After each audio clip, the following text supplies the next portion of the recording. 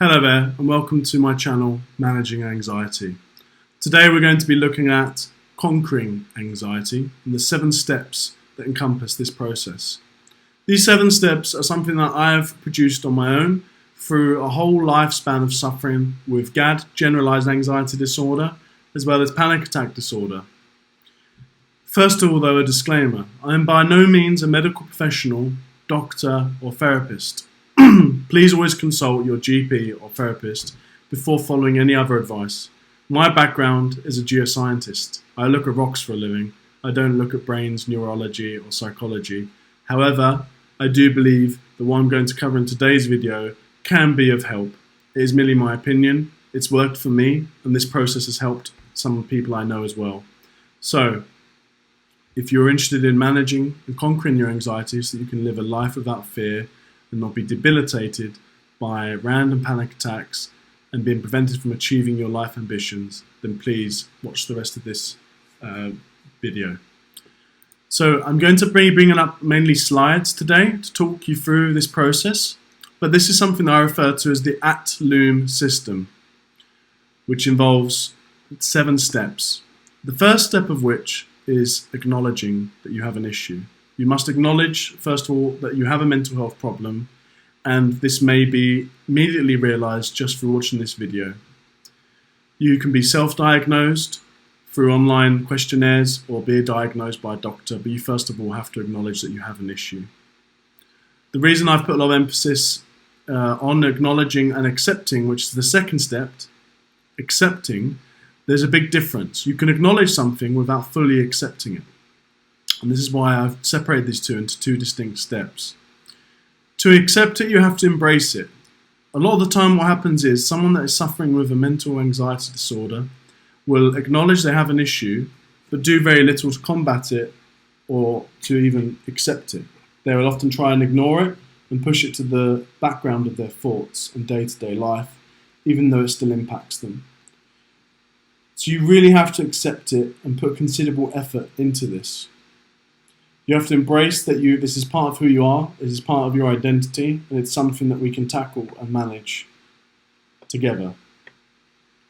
Next, you're going to want to start to take action. Once you've fully accepted that you have an issue, you're going to want to have what I call continual progress, day in, day out, constantly taking steps through either reading, taking courses, seeing your doctor or therapist, taking medication, or listening to someone like myself who also suffers from what you have, to really propel yourself forward. By having small steps every day and committing to this continual progress, you will also elevate your self-sense of worth. And we all know that when you achieve something every day, your levels of dopamine and feelings of contentness will increase, which will therefore counteract any mild depression you may be also suffering from the course of your anxiety. The 4th step is letting go. We have to realize that during the course of this, it's going to be a marathon, that it's a long battle ahead, and it's not something that's going to be resolved quickly. If this is at the forefront of your thoughts, then it's going to quickly become quite stressful for you. In business, we use something called prioritization so that we can focus on certain aspects of our business operations day to day. I applied this to my mental gymnastics at work, and I soon found that by prioritizing other things in life and letting go and reducing the prioritization of my anxiety and my action against it, I actually elevated my mood and reduced my stress levels. By also placing less importance on anxiety and treating it as a part of day-to-day life and who you will naturally become less fearful of it. Something which I'll cover later in the video, which we all refer to as the fear of the fear. Next, which is the 5th step, is using methods and strategies. One of these methods that I cover in my book and my upcoming videos and courses is a technique that I developed myself called the leash method. Throughout my battles with anxiety the last few decades, I've experienced that some breathing exercises and mental imagery that are prescribed and recommended do not always work for certain individuals. I wanted to come up with a technique that could be used by anyone at any time with very little focus on difficult breathing exercises, timing yourself, as well as visual exercises in terms of looking around at your environment. We need something that can be used in our own brain at any time. The leash method involves literally placing a metaphorical leash around your anxiety, not because you want to imprison it or punish it, but to embrace it as a pet. It's something that you have to accept into your life, but it's something that you can also control, like a dog. You have to visualize anxiety as some kind of sentient being. It's something that doesn't make much sense, because anxiety, most of the time in modern day living, can be dumb. So we want to enshrine this in a mental concept, in terms of a mental image of a dog or a monster or some dumb beast. We place a leash around and that we face down. We let it pull and tug, and we ride with the emotions that it's trying to pull us into. We're not fearful of where it may take us and lead us, but we follow the dog. We allow it to pull us until it gets tired. We ride that wave of emotion. We ride the power that that beast has pulling on our leash, but then eventually it will tire and we reel it in. And we have to visualize this through mental imagery, reeling in that dog, which is your anxiety, and then facing it down and petting it, acknowledging it's there, and then laughing at the antics of this dumb beast. By ridiculing our own anxiety and looking at it as something benign and mindless, we soon realize that it has no purpose except to, run around and cause trouble. Once we realize that, we then get distracted by the actual thing we were scared of in the first place.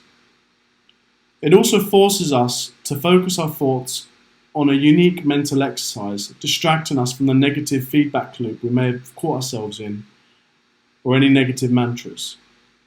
On the subject of mantras, that leads us to our 6th step, which is the utilization of positive mantras.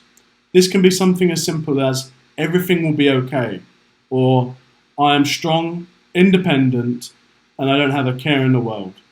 Or even, I don't give a F-U-C, you-know-what, about this anymore. By constantly repeating this out loud to begin with, and then implanting it into your mental narrative, this will enable you to slowly but surely make a habit of having positive mantras.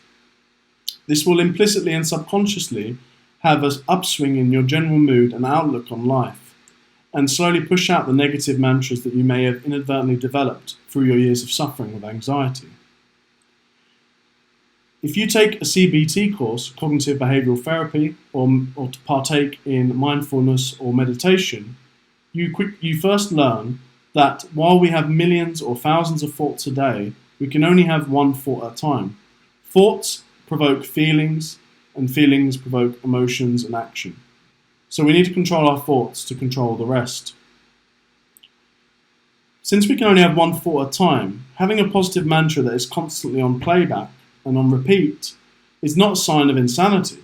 It is merely a sign of good mental caretaking and upkeep. I highly recommend finding a positive mantra that suits you, something that is catchy, short and sweet, that you can repeat all the time or as much as possible.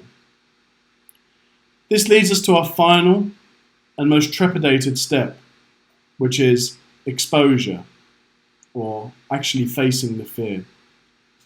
Through the previous steps, we've learned to acknowledge that we have a problem, then we've accepted and embraced that problem, we've taken action with continual progress day to day against that issue, we've let go of it and deprioritized it, and we're using special techniques that we've learned and mastered to help us with situational anxiety and panic attacks. We've also now got a good toolkit of mantras that are positive and comforting in nature that we have on constant playback whenever we're in a situation or a series of events that may usually trigger our anxiety.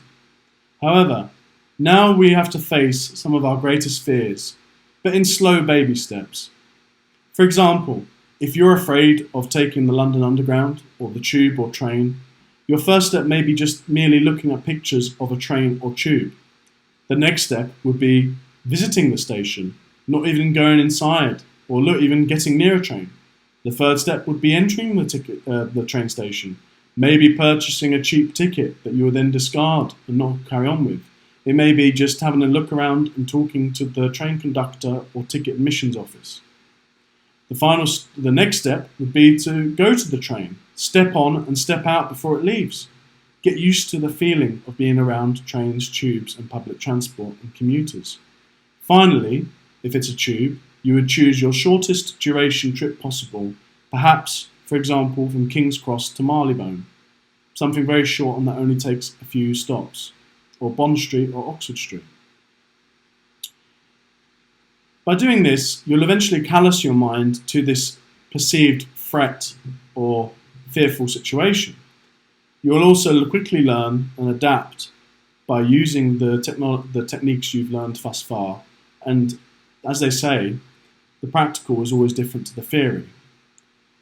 So, by following these 7 steps, I'm sure that you can overcome your anxiety, fulfill all your worldly ambitions, and achieve those things that you know that you're capable of achieving.